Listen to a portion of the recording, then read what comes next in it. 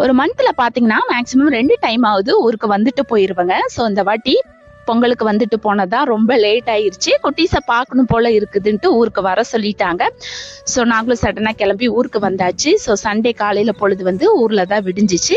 எந்திரிச்ச உடனே வந்து சிக்கன் செய்யறதுக்காக கோழி பிடிச்சிட்டு இருந்தாங்க. பட் சேவல் தான் வந்து இன்னைக்கு கைக்கு சிக்கிச்சு.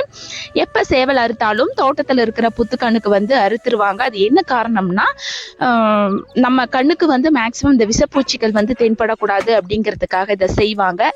ஸோ பூஜையெல்லாம் போட்டு முடிச்சுட்டு வந்து கையோட கோழி வந்து கிளீன் பண்ணி வெட்டியும் கொடுத்துட்டாங்க. ஸோ காலையில் சாப்பாட்டுக்கே வந்து சாப்பாடு வச்சு சிக்கன் குழம்பு வச்சு வறுவல் பண்ணி எல்லாரும் உட்காந்து சாப்பிட்டு முடிச்சாச்சுங்க. ஸோ சாப்பிட்டோன்னே வந்து எல்லாரும் தோட்டத்துக்கு கிளம்பியாச்சு.